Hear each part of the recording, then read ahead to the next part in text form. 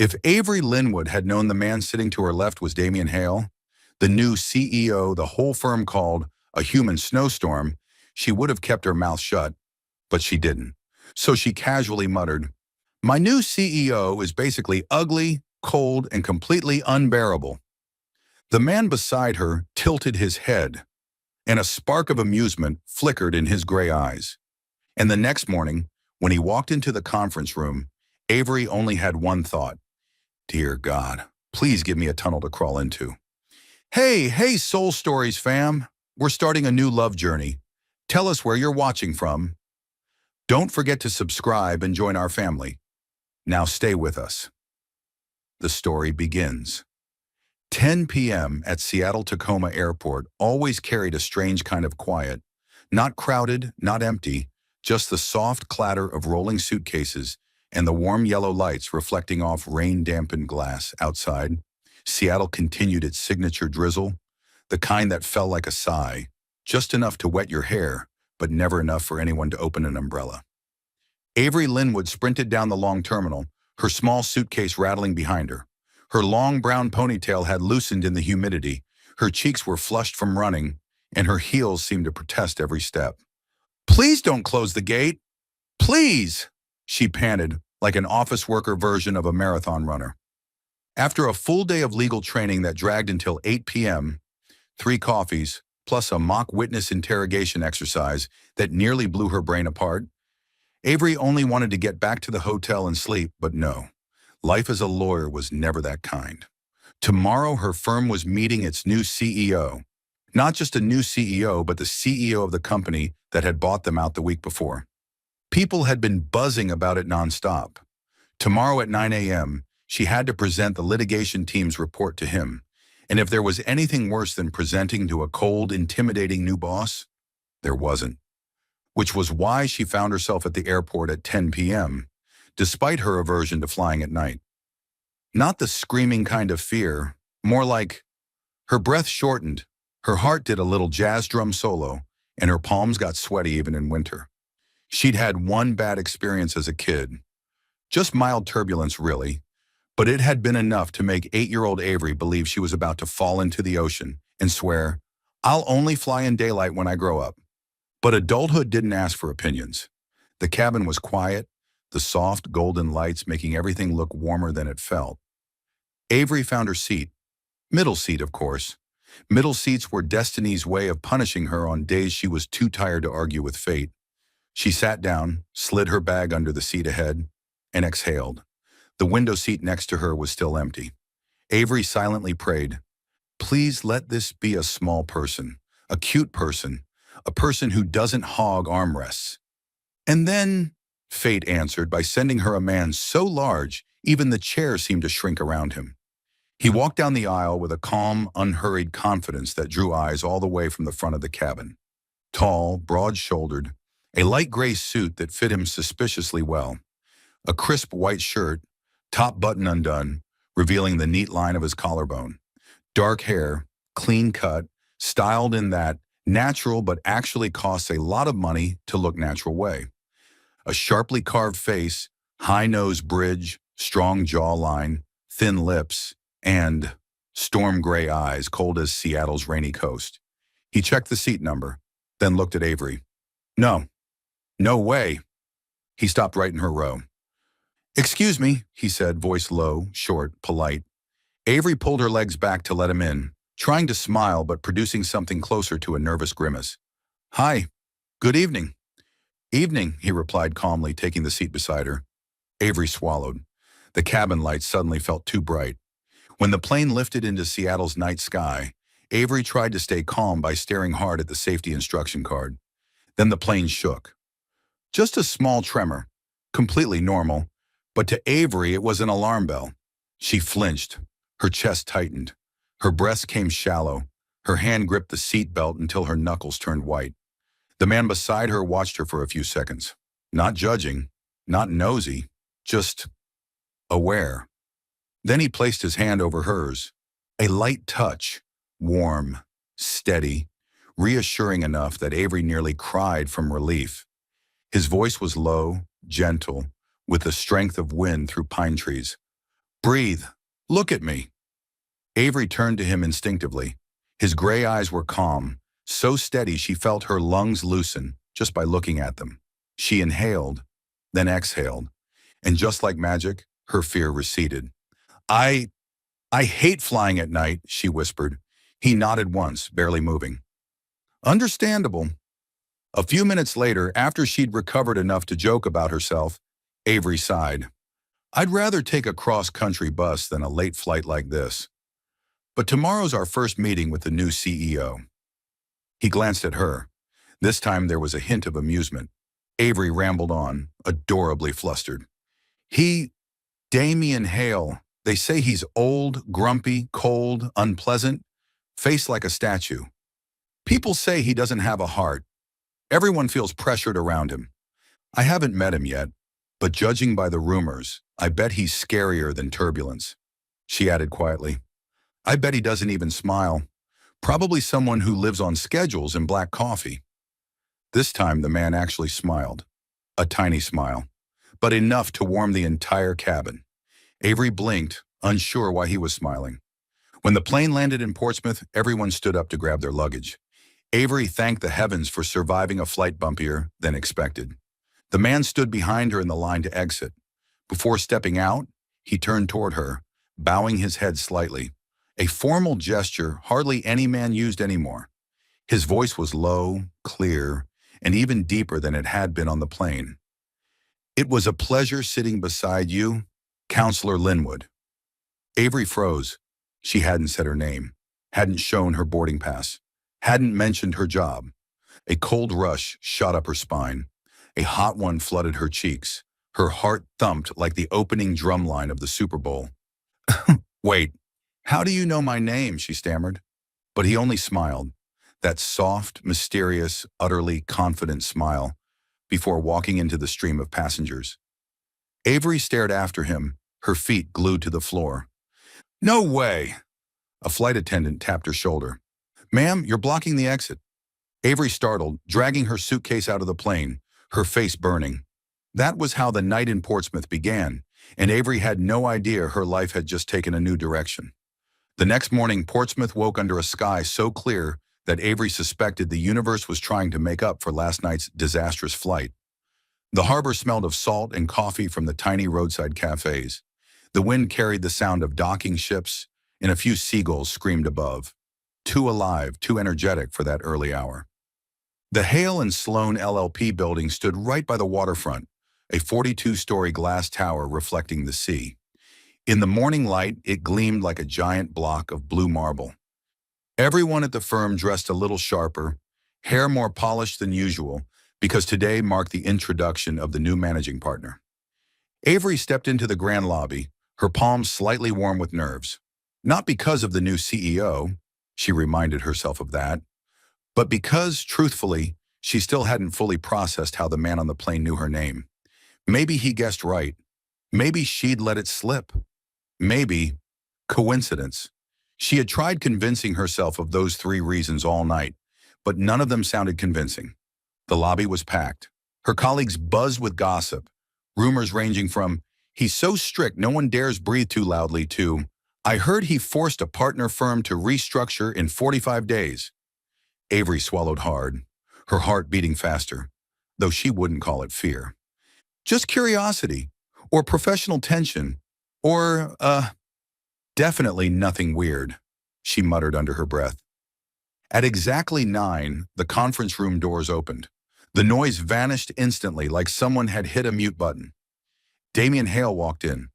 The ash-gray suit from yesterday had been replaced by a sharp black one, paired with a navy tie and a crisp white shirt that almost reflected light. He moved with the calm confidence of someone who didn't need to speak to command attention. People simply straightened up when he entered. And Avery Avery froze. All hope of, maybe it's not him, evaporated when his silver-gray eyes swept across the room and stopped exactly where she was standing. A faint smile tugged at the corner of his lips. Small, subtle, just enough for one person to notice. Avery wished the floor would open up and swallow her whole. Everyone stood and applauded the new partner. He raised a hand, motioning for silence. then stepped forward to the long table. "Good morning," Damien began. His voice was deep but warm, steady and clear, the kind of tone that made an entire room listen. He introduced himself briefly. No bragging, no unnecessary detail. He spoke about restructuring the firm, optimizing workflow, revising litigation and corporate procedures. Everything precise, efficient, concise. When it came to next year's strategy, he picked up the remote and clicked through slides, his tone even, as if he knew every figure by heart. "We'll shift from defensive to proactive by Q2. Focus on 3 key sectors. I want higher performance, not through longer hours, but smarter work." The room watched him with a mix of awe and respect. Avery stared at the table or scribbled something in her notebook, though she couldn't read a single word she wrote, or pretended to study the slides, eyes unfocused. She avoided his gaze with ninja-level skill, but every time she accidentally glanced his way, he seemed to be observing her, not staring in a creepy way, just noticing, as if she were something intriguing. The meeting ended. People packed up laptops, chatting excitedly about how the new CEO looks younger than expected and intimidating but weirdly attractive. Avery tried to blend into the crowd and slip out when his voice stopped her. "Miss Linwood." Her heart skipped a beat. She turned, forcing a professional smile. "Yes, sir?" Damien gestured for everyone else to leave first. When the door closed, he took a step closer, just enough for her to see how the window light reflected in those gray eyes. His voice was low and quiet, yet unmistakably clear. "Next time you insult me," he paused, lips curving slightly, "at least be accurate." Avery's face turned scarlet. I I wasn't insulting. I mean, well, that was, turbulence?" Damien's mouth quirked upward, as if savoring her honest awkwardness. Without teasing further, he picked up a paper cup from the table beside her. "You were shaking earlier," he said gently. "I figured you might need this." She looked down. On the cup, written in neat handwriting, "Vanilla latte, extra warm, for nervous flyers." Avery looked up. For a moment, they just stood there, eyes meeting longer than what was strictly polite. Not romantic, just understanding.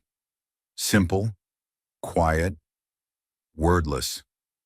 Damien spoke first, still composed. "Welcome back to Portsmouth, counselor." Avery held the warm cup, her heartbeat strangely calm. "Thank you, sir." "Sir." He nodded and turned away. She stood alone in the empty conference room, coffee in hand, feeling as though she'd just stepped into a new chapter, one she wasn't sure was meant to be feared or welcomed. Maybe both. The 18th floor conference room of Hale and Sloan was always filled with morning sunlight, but today even the bright light wasn't enough to chase away the tension hanging thick in the air. People whispered, papers shuffled, and the digital board displayed the biggest case of the year.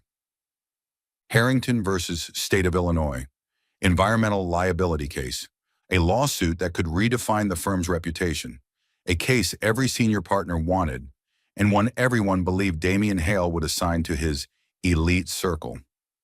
Avery sat at the second row, trying to look focused, even though her hands were trembling slightly from nerves and caffeine. The vanilla latte Damien had handed her that morning was still warm in her memory, and she had to remind herself not to let her mind drift to his gray eyes every time she thought about it. Damien walked in, carrying his usual calm aura, not a single crease on his dark gray suit. His eyes swept across the room before stopping at the next slide. "The team for this case will include 8 people," he said, voice clear but quiet, as if he never needed to try for the room to listen. "We need speed, absolute accuracy, and strong counter-arguments. This case will reshape the firm's brand." Avery held her breath. Damien picked up the list and began reading names. After several familiar senior associates, he paused for exactly 2 seconds. Just a little longer than necessary. "Avery Linwood." Avery almost dropped her pen. Several heads turned, a few eyes widened, a couple of lips tightened. The most shocked person, besides Avery, was Sienna Ward, Damien's personal secretary, standing behind him with her iPad. The firm's flawless assistant, soft blonde waves, perfect posture, a smile calibrated to the exact degree of politeness. That smile vanished for a split second. Avery wanted to sink into the carpet. Deputy lead? Me? Impossible. Damien glanced around the table as if waiting for reactions, then continued. Ms. Linwood will handle the plaintiff's primary argument analysis and lead the section-by-section counter-strategy. A silent explosion went off inside Avery's head. She wanted to say, Sir, are you sure? But her mouth wouldn't move. Meanwhile, Sienna narrowed her eyes ever so slightly, the kind of narrowing no outsider would notice. But Avery did. Suddenly, Avery felt as though she had activated an enemy. By the afternoon, the litigation floor had turned into a beehive. Rapid typing, calls for document updates, and tension thicker than any courtroom. Avery sat at her desk with a stack of files taller than her laptop. She tied her hair up, rolled up her sleeves, and began reading the legal documents for the Harrington case. Environmental reports, citizen statements, internal memos. Each page revealed a new layer of complexity, and the more Avery read, the more exhilarated she felt. She loved cases like this.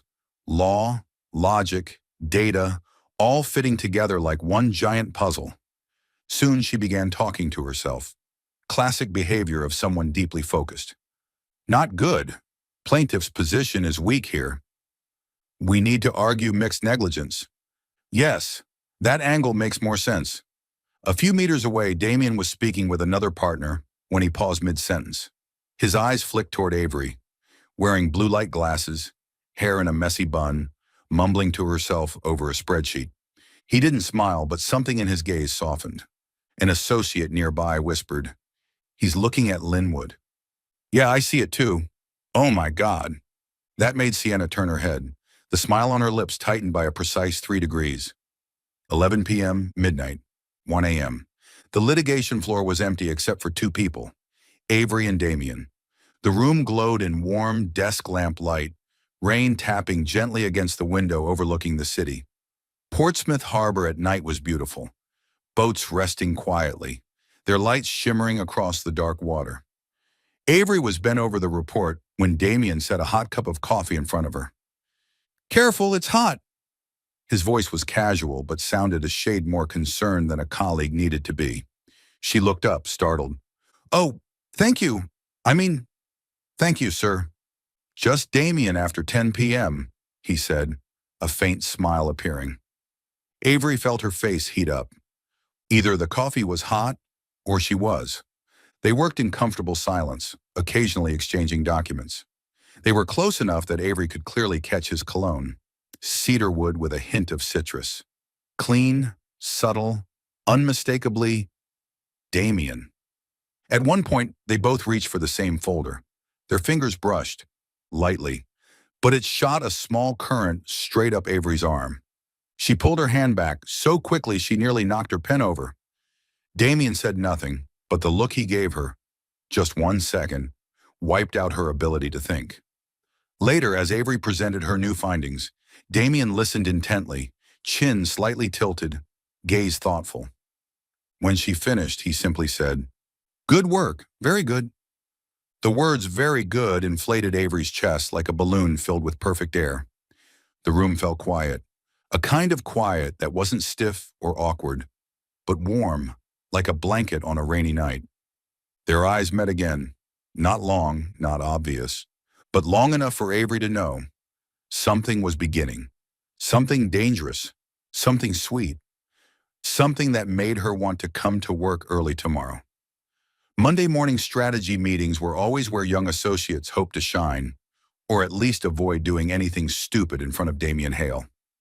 The large conference room on the 19th floor was flooded with sunlight, reflecting off the LED screen where the Harrington case slides displayed dry but deadly important numbers. Avery sat halfway down the table, laptop in hand, trying to look composed, though her heart beat a little too fast. Damien stood at the front, crisp white shirt and charcoal suit making him look even more poised, those sharp gray eyes scanning the room as he outlined the firm's litigation strategy. My view, Damien said, is that we should focus on the weaknesses in the plaintiff's scientific report. They rely too heavily on qualitative data. Avery's head snapped up. Qualitative, not good.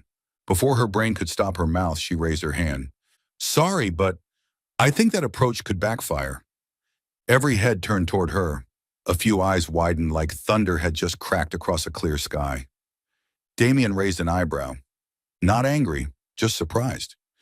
Avery continued, her voice steadier than she felt. The plaintiff might be relying on qualitative data, but they have emotional leverage with the public. If we attack that too hard, the panel could think we're dismissing environmental damage. A pause followed. Everyone waited for the storm. Damien looked at her for a few seconds. His eyes weren't cold, not sharp, just assessing. Then he gave a slight nod. Good, I need people who challenge me. Avery almost didn't believe her ears. Someone whispered behind her. He didn't get mad? Wait, what? Is she like blessed by the gods or something? Damien turned back to the screen. Ms. Linwood, develop the analysis based on your proposal. The rest of the team coordinates with her. Avery sat down, her face burning. Seriously? I just survived that? The next morning, Avery arrived at the office earlier than usual, partly for work, partly because of a curiosity she refused to name. When she stepped into the litigation department, there was a white to-go cup waiting on her desk. Vanilla latte, extra warm, her exact order. She spotted a tiny sticky note on the side. Have a good morning. No signature. Avery glanced around. No one was watching. No one seemed to know anything. She turned to Mason, the colleague at the next desk. Did you get this for me? Mason frowned. Nope, but wow, someone's crushing on you. Avery blushed. No, they're not. Who would even?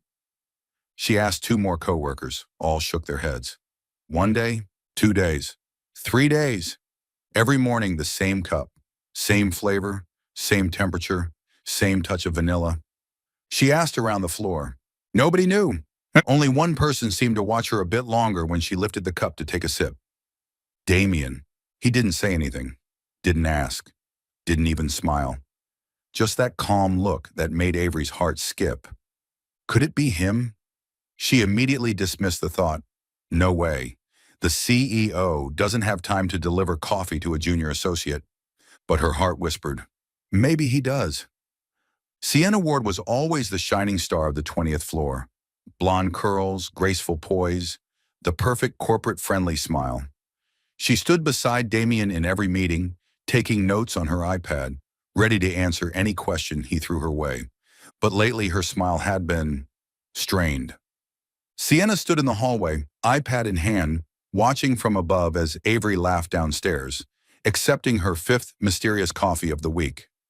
Sienna narrowed her eyes. She'd never seen a junior associate draw that kind of attention, especially one who spent her days muttering about case files in the litigation room. She tilted her head slightly, just as Damien walked past Avery. Totally normal, completely professional, except his gaze lingered, for one heartbeat too long. Just one. But enough for Sienna to know. Something was off. She bit her lower lip, a habit that only appeared when she was truly bothered.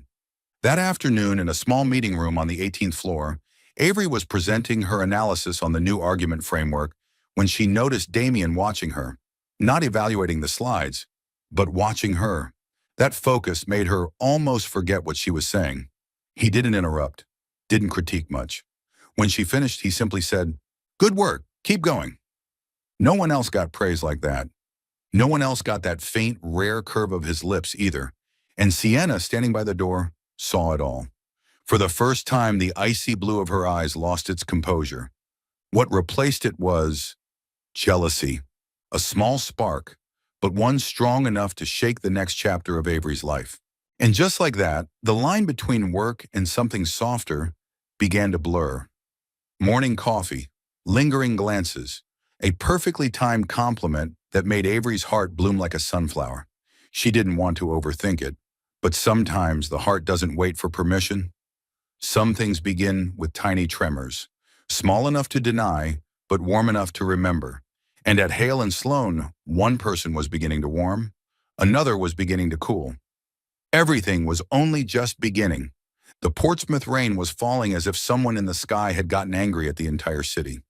Long streaks of water slapped against the stone pavement, turning the streetlights into shimmering gold streaks like shattered mirrors. In front of the revolving doors of the Hale and Sloan building, Avery stood frozen, staring at the downpour. "Great. Fantastic. Perfect," she muttered. "Forgot my umbrella for the 12th time this month." Behind her, a low voice, cold but dangerously familiar, cut through the sound of rain. "Planning to dissolve into the rainfall, are you?" Avery turned around. Damien Hale stood only a few steps away. White dress shirt with rolled sleeves, loosened tie, tall frame outlined under the warm yellow lobby lights. He looked a little tired, a little tense, and so devastatingly handsome that her heart almost submitted its resignation on the spot. "I'm going home," Avery said, though she didn't sound convinced. "By running through the rain?" Damien lifted an eyebrow. She frowned. "Don't be sarcastic." He didn't reply. Instead, he shrugged off his trench coat, the luxurious ash gray one, and gently placed it over her head. His scent wrapped around her immediately: cedar wood, night rain, and something else that made her heart stumble like a jazz drum beat. Avery looked down at the coat, then up at him. "Damien, this is wrong. Your protest is also wrong." Before she could react, he pulled the coat over both of their heads, raising one arm to shield the rain like they were sharing an improvised umbrella. "Avery Linwood," he leaned in slightly, voice low and teasing. "Hold on to me. It's pouring." She widened her eyes. "I'm not—" A bolt of lightning flashed. Avery grabbed his arm instantly. Damien let out a very soft laugh. "That's right. Now run." They dashed across the slick stone walkway, the wide coat covering their heads. Damien used his body to shield himself from the wind-driven rain. They were running so close, too close, that Avery could feel the warmth of his chest pressed against her. "Damien, this coat isn't enough," Avery gasped. "Enough for you. What about you? I don't melt in water." "You're saying you're sugar?" "No, stone." Avery burst out laughing, even as rain splashed against her face. "So like you." They reached the parking area under the pounding rain.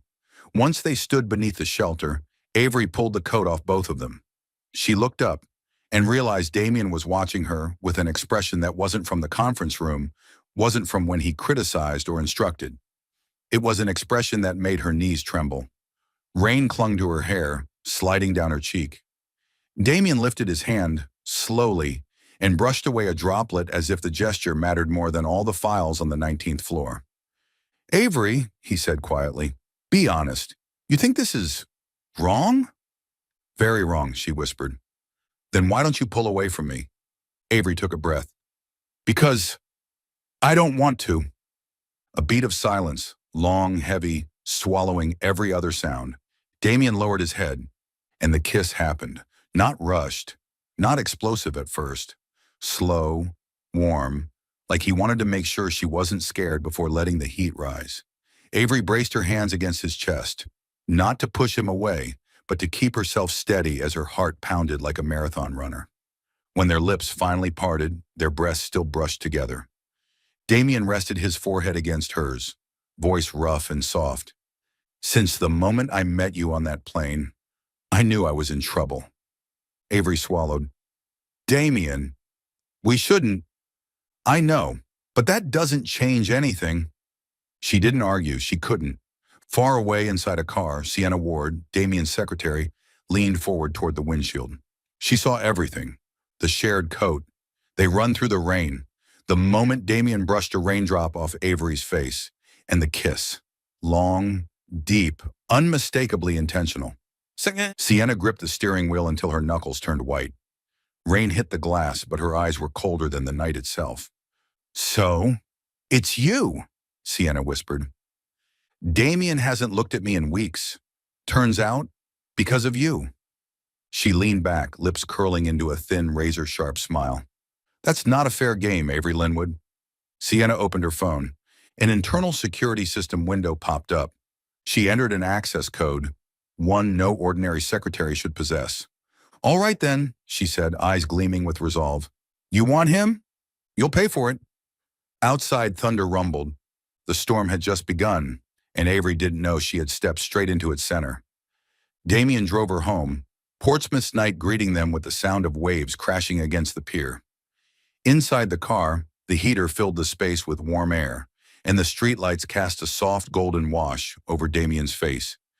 He drove with one hand, the other resting on her knee, not gripping, just there, a quiet presence that warmed her from the inside out. Finally, he broke the silence. "Do you know why I chose law?" Avery turned slightly toward him. "No, but I'm guessing because you like arguing." A fleeting smile appeared, rare, brief, but enough to make her heart skip. "Maybe, but that's not the main reason." He stopped the car in front of her apartment building, the headlights illuminating his eyes, making them deep and breathtakingly intense. "My father died in an environmental lawsuit," he said, voice slowing. "A big company did something wrong. My family didn't have the money to fight back. No one stood with us." Avery went still. Damien tightened his grip on the steering wheel. "I hated that helpless feeling, so I decided I would never let anyone go through that again."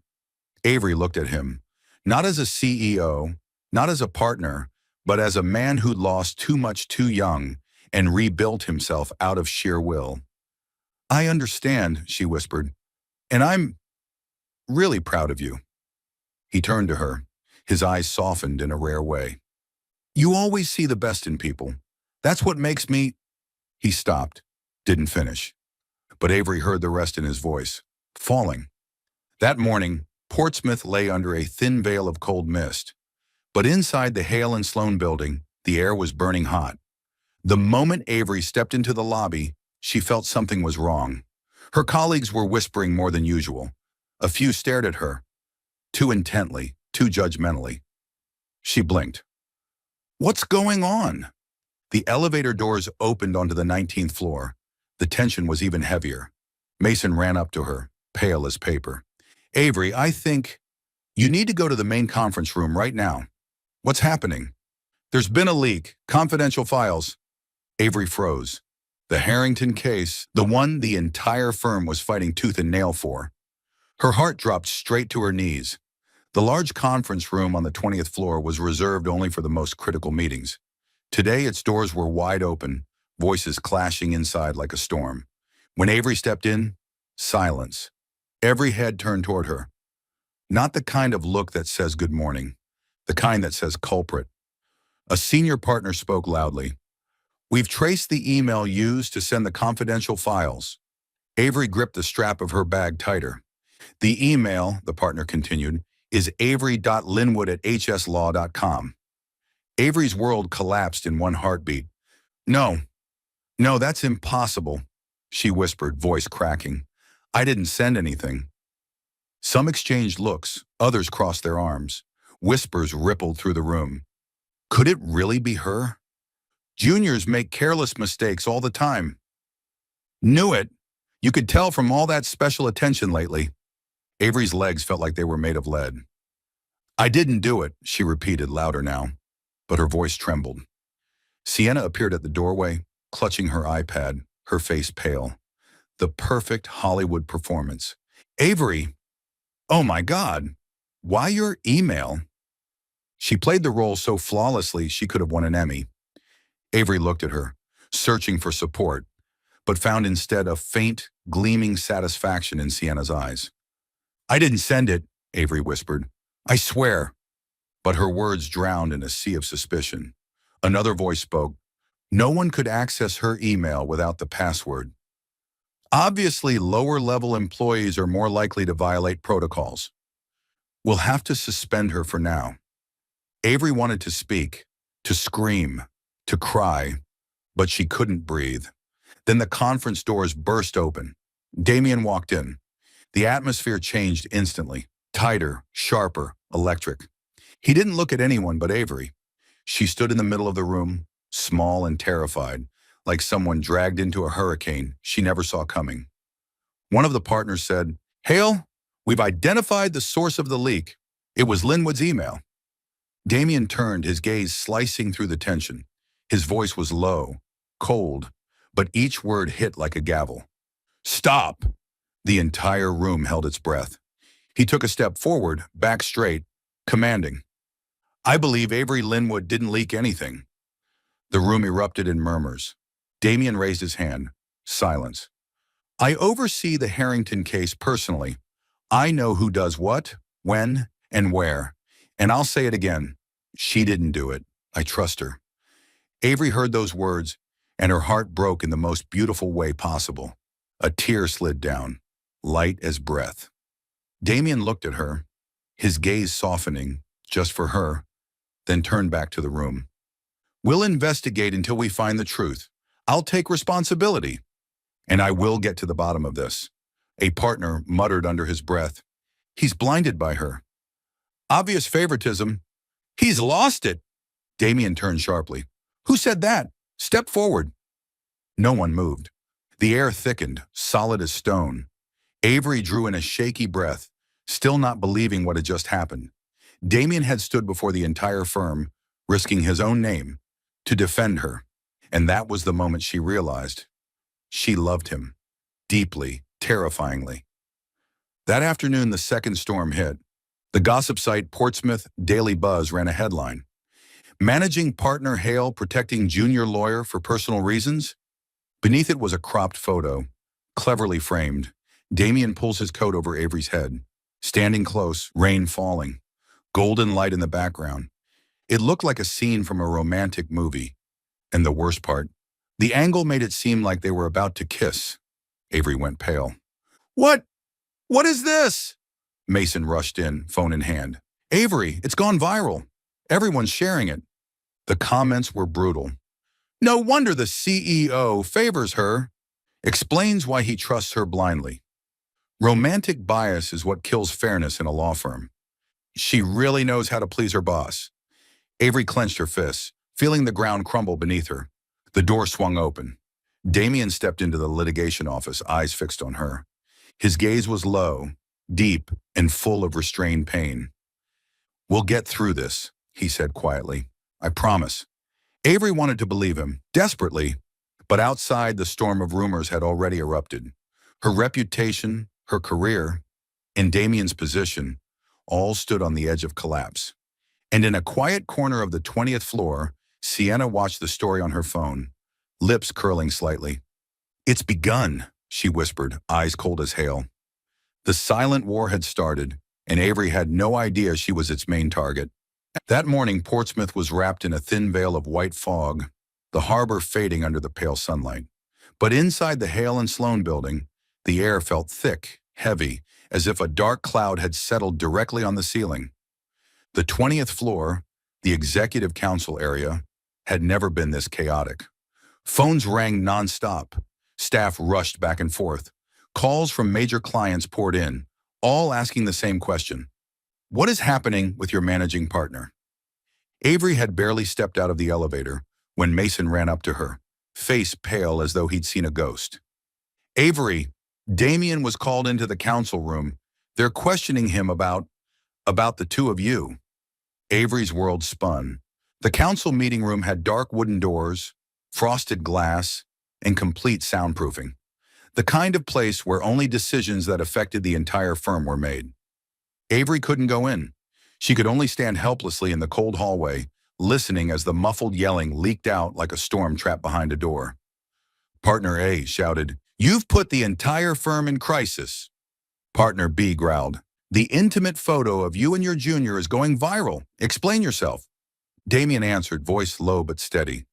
"I don't need to explain anything. Anyone can see the photo was edited." Someone slammed the table. "No one cares if it's edited or real. They care about PR, clients, and reputation." "Avery Linwood has nothing to do with this," Damien said, each word sharp and clear. "I believe in her innocence. I am investigating the leak and will update you all as soon as possible." Partner C's voice turned ice cold. "The public doesn't care about that, and you know it. We're asking you to suspend her. If not, resign." Silence hit the room like a dropped weight. Damien responded instantly, without hesitation. "I won't sacrifice an innocent person to keep my position." Outside, Avery's hands went cold, frozen in place. Because of her, he was risking everything. When the meeting ended, the door was flung open so hard it slammed against the wall. The partners walked out, anger etched on their faces. One shot Avery a look full of contempt. "You should know what you just did to this firm," another muttered, loud enough for her to hear. "Hale is a fool. A junior associate brought him down." Avery's heart clenched painfully. Damien walked out last. The ceiling lights reflected sharply off his tightened jawline. His eyes looked deeper, more exhausted than usual, but when they landed on Avery, they softened, in a way that hurt her chest. Avery opened her mouth. What? What did they say to you?" Damien didn't answer immediately. He just looked at her, with a gaze that said more than 1,000 words. Avery stepped back. "Damien, they forced you to resign because of me." A heavy silence stretched. "Yes," he admitted. Her heart plummeted. Avery followed Damien back to his private office and said, "I need to talk to you." She closed the door behind her, leaning against it. "Damien," she whispered, voice trembling, "I can't let you keep taking the blame like this. They're saying you've lost your judgment because of me. They're destroying your reputation." Damien took a step forward. "I don't care about reputation." "You have to care," Avery's voice broke. "This is the career you've built for years. You can't lose it just because of me." He stopped right in front of her, breath close enough that her chest rose and fell with his rhythm. He cupped her cheek, wiping away the first tear. "Avery, it's not because of you." His voice was rough, raw with truth. "You're the only person in this entire firm I trust." Another tear slipped down her face. Damien continued, voice low like the wind before a storm. "If trusting you cost me everything, I'll pay it." Avery sobbed. "You can't say that." He rested his forehead against hers. "It's the truth," Avery whispered, choking. I have to leave. I'm resigning. A temporary one." Damien stepped back half a pace as if stabbed in the chest. "Avery, no! I don't have a choice," she cried. "The longer I stay, the more you get hurt because of me." Damien grabbed her arm firmly. "I won't let you go." But Avery closed her eyes and pressed her lips to his. This time not tentative, not restrained. It was a goodbye. Deeper, more painful, fierce, as if trying to hold on to the last seconds before they disappeared. Damien wrapped his arms around her waist, pulling her tight against him, kissing her as if stopping would shatter his heart. Avery trembled, her hands around his neck, breathing in ragged gasps. When they finally broke apart, both breathless, foreheads touching, Damien's voice was hoarse. "Avery, don't do this." She whispered, "I have to. For you, I'll prove my innocence." She gave him one last kiss, soft, like a farewell. Then she pulled her hands away, pulled herself out of his arms. Damien stood frozen, fists clenched, watching the woman he loved walk toward the door. "Avery," he called, voice breaking. "Please." She turned back, eyes red. "I love you, and that's why I have to leave." She opened the door and stepped out. The door closed, and Damien Hale, a man who had never bowed to failure, braced himself against his desk, head lowered as if he had just lost the most important thing in his life. Avery walked out of the building into Portsmouth's cold wind, feeling like every step peeled off another piece of her heart. The first few days after leaving Hale and Sloan, Avery lived like a wandering shadow in Portsmouth. She rented a tiny studio at the end of Harbor Street, where mornings carried the cries of seagulls, nights hummed with the sound of docking ships, and the air always smelled faintly of roasted coffee from the cafe downstairs. In truth, she chose that place for one reason. Damien had never been there. She wanted him safe, and the only way to protect him was to disappear from his sight. Meanwhile, Damien was buried under waves of meetings with the board, clients, and the media. But his thoughts never left her. For Avery, disappearing didn't mean giving up. She just wanted to keep him from worrying. On the 5th day after leaving the firm, she opened her laptop. Her hands trembled slightly, but her eyes were sharper than ever. She couldn't let Damien be accused of believing in her. She couldn't let the person who destroyed her life walk free. Avery logged into the firm's internal system with her personal credentials. Luckily, IT hadn't yet disabled her account after the scandal. The screen is filled with strings of code, timestamps, and IP logs. She started scanning for any activity tied to the Harrington case. One glance at the data was enough to understand why everyone believed she was guilty. The email that sent the confidential files came from her own account, at the exact hour she'd been at the office. From her computer's IP address. Everything lined up. Perfectly. Too perfectly. It was the kind of perfection that made her skin crawl. No hacker leaves a trail that clean, she muttered. Avery opened another log from the IT room. The moment she pressed enter to access the camera history, a red alert flashed across the screen. Access denied. File corrupted. System error 404. Avery clenched her fist. This isn't a system error. Someone wiped it. She rubbed her forehead. It throbbed with pain. Only someone inside the company could delete the IT room logs. She swallowed hard. So, the culprit is one of them. That evening, under the neon lights of the harbor, Avery got a message from Mason. Mason, Avery, are you okay? Don't be mad that I called, but there's something I have to tell you. They met at the cafe near the docks. Mason arrived looking dead serious, nothing like his usual joking self. When you left, he began, I checked the building's access card records again. Avery straightened up. And? Mason turned his laptop toward her. A spreadsheet appeared. Avery scanned the lines and froze. Sienna Ward's keycard. Swipe access to the 7th floor. IT department. 0048 a.m. The night before the leak. Avery's breath quickened. Sienna? Sienna was in the IT room? Her voice cracked. She doesn't have clearance. Her card was whitelisted for 10 minutes, Mason said quietly. Someone in IT granted her temporary access. Avery went still. Temporary clearance like that only happened if the request came with an urgent reason, or by order of a superior, and the number of people with that kind of authority was very small. The air between them grew heavy. Mason spoke again. There's more. Look at this. He opened another file, a snippet from the email system logs. A strange IP address appeared. It had logged in for 8 minutes right when the files were sent. The IP matched a computer from the IT room. Avery whispered, as if afraid to awaken the nightmare. That means someone entered the IT room, used their computer, logged into my account, sent the email, and erased the traces. Mason nodded. Exactly. And the only key card that accessed the floor at that time was Sienna's. Avery felt the blood drain from her face. No, it can't be. But deep down, she knew it could. Sienna, the one who always looked at Damien a little differently, the one who always appeared at the exact moment chaos struck, the one with every reason to destroy her. Is there any camera on the 7th floor that stores footage offline? Avery asked, her voice rough. There is, Mason replied. A backup camera in the back corridor. It saves locally, not to the server. Exactly what we need, Avery said, standing abruptly. Let's go. They snuck into Hale and Sloan at 10:30 p.m., when only the night guards and a few late-shift employees remained. Mason led her down a dark hallway, avoiding the main cameras.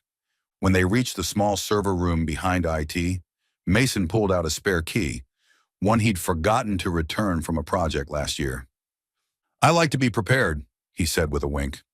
Avery let out a nervous laugh. The door clicked open. The room was small, barely enough space for 2 people, filled with the metallic scent of cables and the hum of machines. Mason plugged in a USB drive to access the backup feed. This clip's 4 minutes long. Watch. Avery exhaled slowly, then hit play. The black and white footage showed an empty hallway. 0047 a.m. Nothing. 0048 a.m. A figure appeared in the corner of the frame. Avery leaned closer. Blonde hair, tall frame, long coat, small purse over the left shoulder. Her heart thudded painfully. Sienna? The clip continued. Sienna stood in front of the IT room door, pulled out her key card and swiped it. The door opened. She stepped inside. A minute later, she came back out, holding a small black USB stick.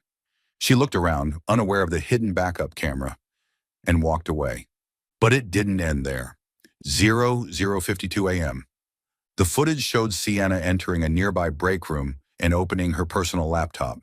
She plugged in the USB. A file window appeared. Then she typed an email address, avery.linwood@hslaw.com.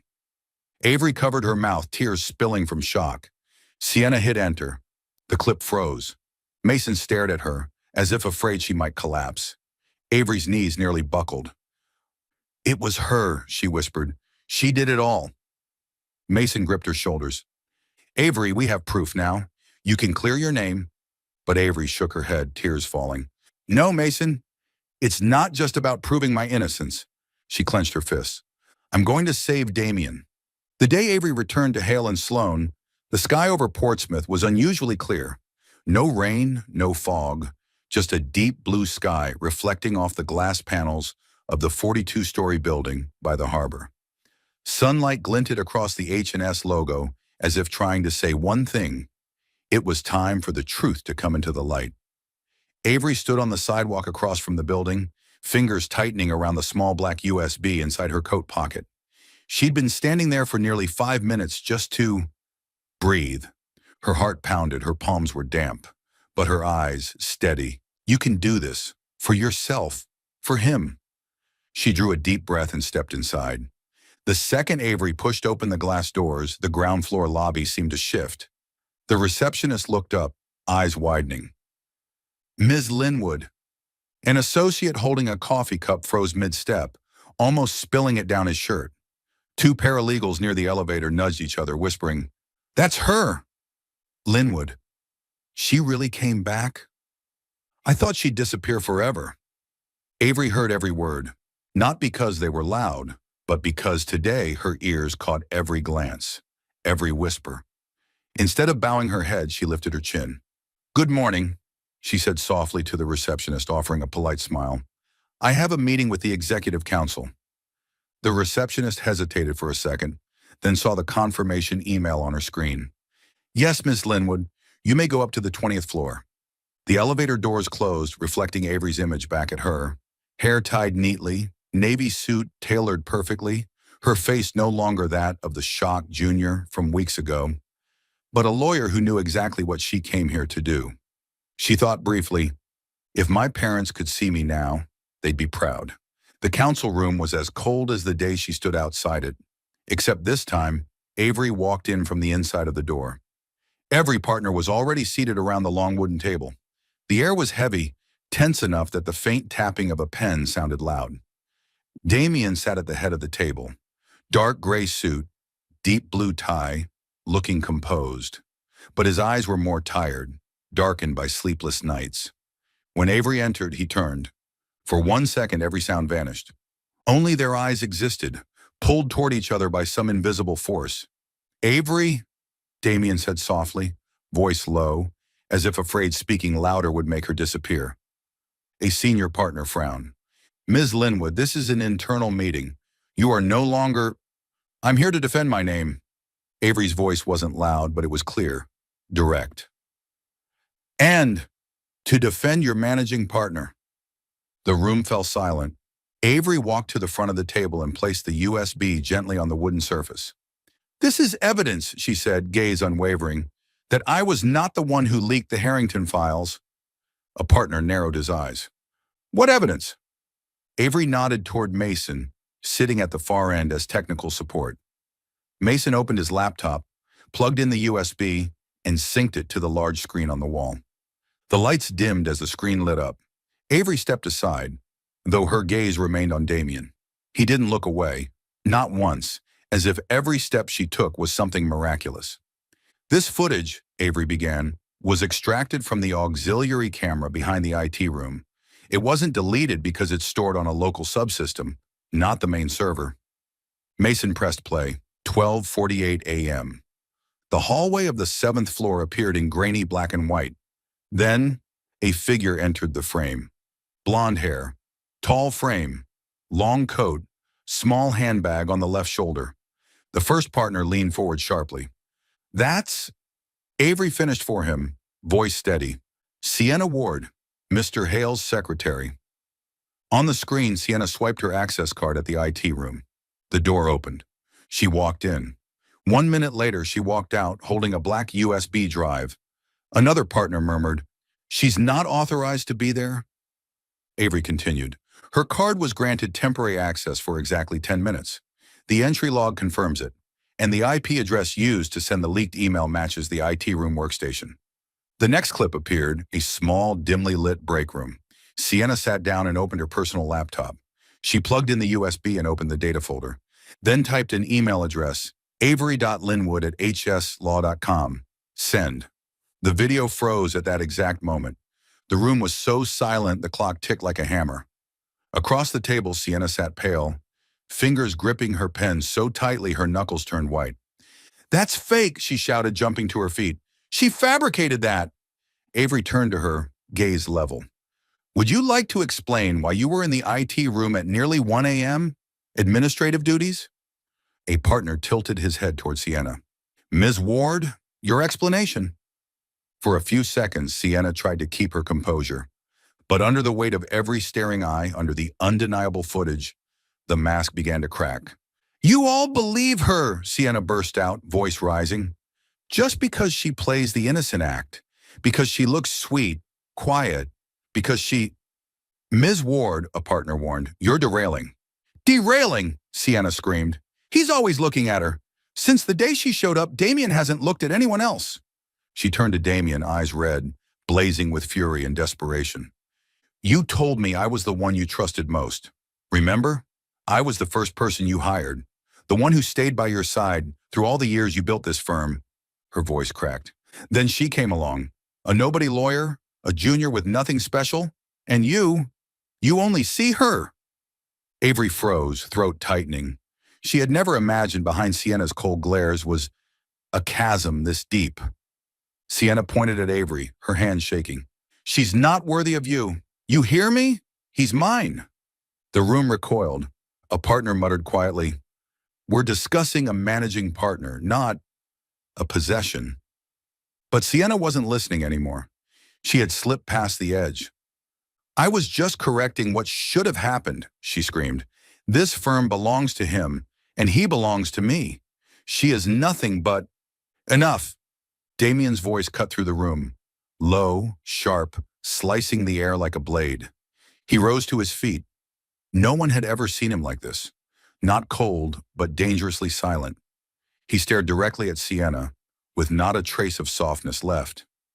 "Sienna Ward," he said, each word deliberate. "You just admitted in front of the entire council that you manipulated data, accessed restricted systems, and intentionally destroyed the reputation of an innocent lawyer for personal reasons."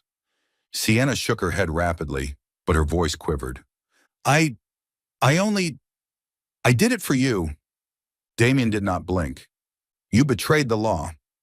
You betrayed our clients. And worst of all, you betrayed me." The last sentence dropped like a death sentence. The room went still. Sienna looked as if she had been struck. Her gaze shattered. "Damien, you can't say that to me," she whispered, tears spilling. "I did everything for you." He answered, not warmly like he spoke to Avery, but with the voice of a lawyer pronouncing judgment. "That's not love, it's an obsession, and it hurt an innocent person." He turned to the council. "As managing partner, I recommend that Ms. Sienna Ward be terminated immediately, stripped of all system privileges, and that all evidence be handed to legal counsel to consider criminal charges." A partner nodded. "I second." Another, "I agree." No one objected. Mason uploaded supplemental files to the screen. An email appeared. Just a few words. "Hot story, pay up front, no refunds." Sent by Sienna to a blogger, enough said. Sienna broke into hysterical sobs, laughing hopelessly. "You'll all regret this. Damien, you will regret this." Security was called. They escorted her out, firm but not harsh. Before leaving, Sienna looked at Avery one last time, a gaze filled with hatred, envy, and heartbreak. The door closed. For the first time in weeks, the room felt like it could breathe. Damien turned back toward the council. "The truth is clear. Now we must make things right for the person who was wronged." Then he looked at Avery. That look, the same look reserved only for her, since the night on the plane. Avery inhaled deeply, heart pounding. Her battle for justice had ended, but a new chapter between her and Damien had only just begun. When Avery walked into the Hale and Sloan building that morning, the Portsmouth sky was so clear it mirrored the entire waterfront across the glass facade. The sea shimmered like shards of blue crystal, and sunlight poured through the lobby, a radiant, wordless welcome. But what awaited her inside was even brighter. The moment she pushed open the glass doors, everyone stopped. A young associate blurted out, "She's back!" A paralegal rushed forward, clutching a stack of files, her eyes glistening.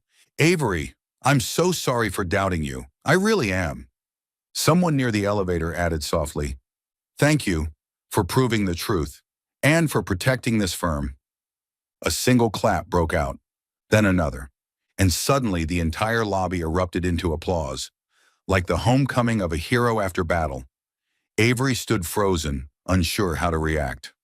But inside, something warm and weightless rose in her chest. Not pride, but relief so deep it made her eyes sting. Mason squeezed through the crowd, grinning, half teasing, half emotional. "Welcome back, Attorney Linwood. You scared the hell out of us." Avery laughed, genuinely this time. "Thanks, Mason." She stepped into the elevator. Just before the doors closed, a familiar shadow appeared. That evening, a message lit up her phone. "Damien, tonight, penthouse. We need to talk." "And celebrate." Avery stood before the mirror, adjusting her simple black midi dress and brushing a faint red across her lips. She tried to look calm. Her heart refused to listen. Damien lived on the 41st floor of a tower by the harbor, where floor-to-ceiling windows opened to a silver-black ocean. Avery had passed the building countless times, but this was her first time stepping inside. The door opened. Damien stood there. No suit, no tie. Just a white shirt with 2 buttons undone, sleeves rolled up, hair slightly tousled from the sea breeze sweeping in from the balcony. "Avery," he said softly. Just her name, and her breath caught. She stepped in. The penthouse was spacious yet warm, filled with the scent of cedarwood. A bottle of honey-colored wine was chilled on the table. "I figured we could use something light," Damien said, pouring 2 crystal glasses. Avery smiled at the golden liquid. "Golden wine for a comeback. I like it." "You deserve more than that." It wasn't a flirtation. It was sincerity. So real it almost made her cry. They clinked glasses. The clear chime cut through every painful day that had led to this moment. They sat on the long sofa by the window. Outside, the waves rolled gently. The lighthouse blinked in the distance. Damien looked at her for a long time. "Avery, do you know what scares me most?" he asked quietly. "What?" "Not my career." He set the glass down, leaned back, eyes solemn. "Not the firm." A pause, then, "It's losing you, in any way." Avery's heart clenched. "Damien," she whispered. "When you walked away that day," he said, voice low, "I thought I was about to lose the only thing that kept me breathing." Avery set her glass aside and turned to face him. Her eyes softened. "I didn't leave because I stopped loving you. I left to protect you." Damien smiled faintly. "And you did. But it hurt. It hurt me too." The silence between them wasn't cold. It was warm, like the wine's quiet burn. Avery leaned closer. So did he. 2 waves finally find the same shore. "Damien," she murmured, "there's nothing standing between us anymore." "Nothing," he whispered back. "No one. Not ever again." Then he kissed her. It was slow, full of waiting, longing, hunger held too long. Avery wrapped her arms around his neck. Damien pulled her onto his lap, his hands resting at her waist. Firm, grounding, as if to say, "You're here, with me, at last." The kiss deepened, hotter, fiercer, breaking through every wall that had kept them apart. When they finally parted, both were breathless, foreheads pressed together. Avery smiled through glimmering tears. "Thank you for believing in me, Damien." He cupped her face. "No, thank you for fighting, for truth, for what's right." A pause. "And for us." She rested her head on his chest, listening to the steady, strong beat beneath her ear. "So, what does our future look like?" she asked softly. Damien held her tighter. "A future where you'll never have to fight alone again." She smiled in his arms, safety washing through her. A future with you, she whispered. That's all I want. He drew her even closer. A silent promise. The next morning, the litigation department was packed. From paralegals to senior associates, everyone had gathered for the final assignment meeting for the Harrington trial. The one that would define the firm's reputation for years. The senior partner stood scanning the room. The Harrington case needs a lead. Someone who's proven courage, integrity, and brilliance through the storm. Every gaze turned to Avery. She straightened, heartbeat quick but steady. The partner smiled. We nominate Avery Linwood as lead attorney. Applause erupted, loud and unrestrained. Mason cheered. Yes! A female associate whispered, so well deserved. Damien stood at the back, arms crossed, pride in his eyes so palpable that Avery had to blink quickly not to blush. She rose, accepting the thick case file, looking around the room. The same room that, weeks ago, had made her tremble. Thank you, everyone, she said firmly. I won't let any of you down. As she spoke, Damien stepped behind her, not touching, not saying a word. But his presence at her back said everything. She wasn't fighting alone anymore. Everyone saw it, and for the first time there was no envy, no suspicion, only respect. Avery Linwood had returned, stronger, sharper, unbreakable. No longer a victim, no longer a scandal. She was a victor, and the Harrington trial would be the battlefield where the world would see it. 1 week later, the Harrington versus State of Illinois case ended with what the press called a sweeping victory for Hale and Sloan. Rising star Avery Linwood shines in court. Avery stepped out of the courthouse in a sharp black suit, the afternoon sunlight brushing over her neatly tied hair. Reporters raised microphones, cameras flashed, but all she could hear was the sound of her own heartbeat, not out of fear, but because she had just led the entire team through the toughest case of the year. Damien walked right behind her. He didn't step into her spotlight. He let her shine, the way he always wanted to.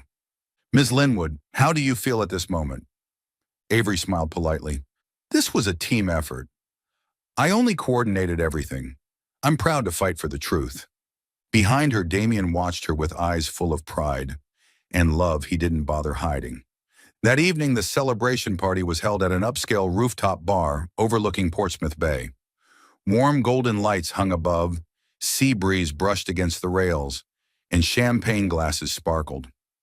Employees toasted to Avery more times than she could count. Avery, you made us look incredible. You're the star of the week. No one else could have done what you did. Avery laughed, her cheeks a little flushed, feeling as though she was living in a beautiful dream.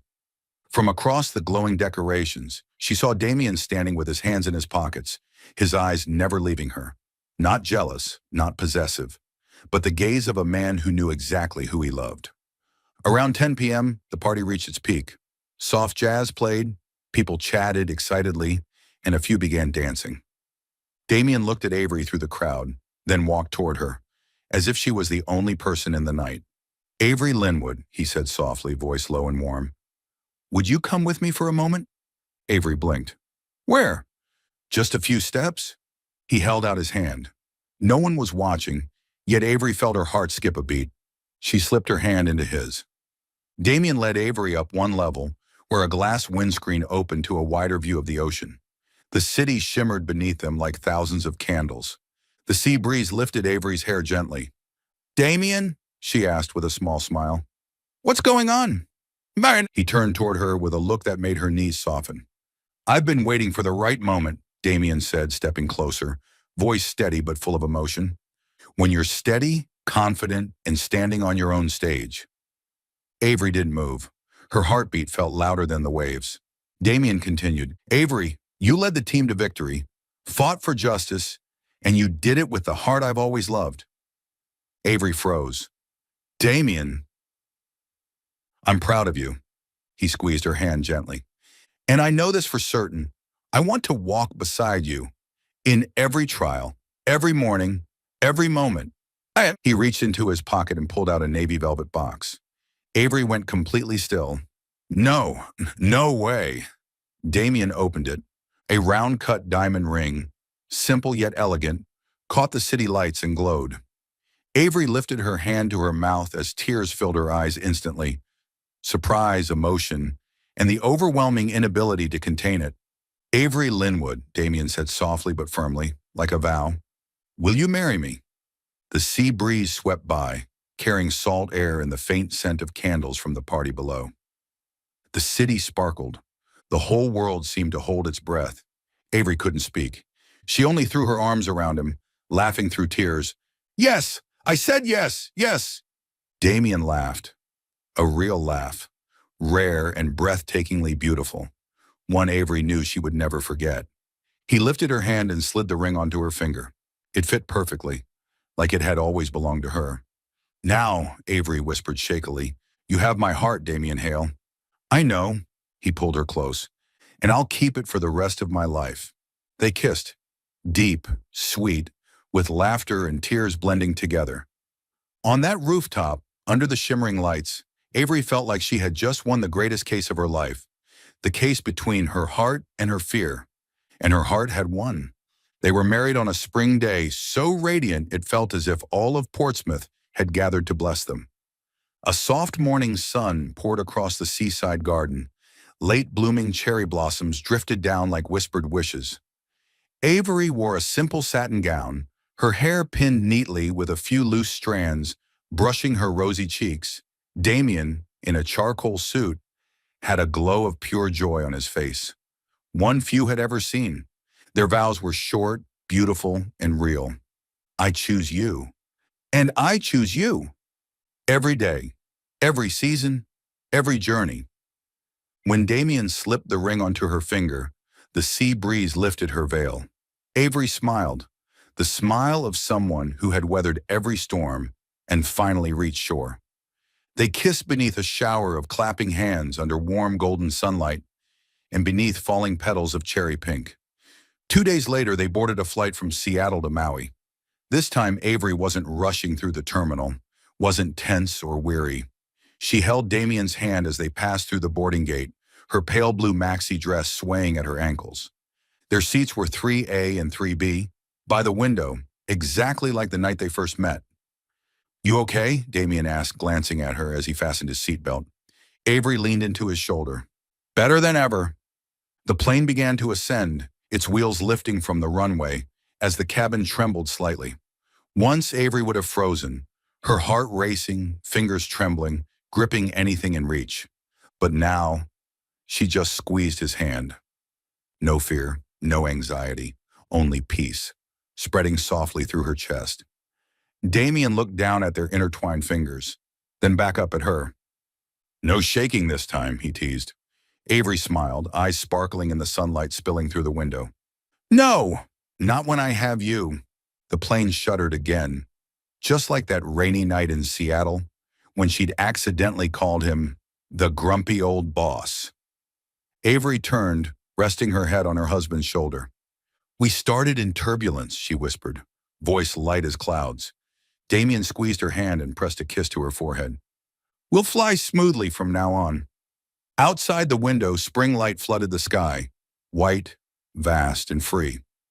Avery closed her eyes, feeling the warmth of his hand, the steady hum of the engines, and the wide-open future ahead.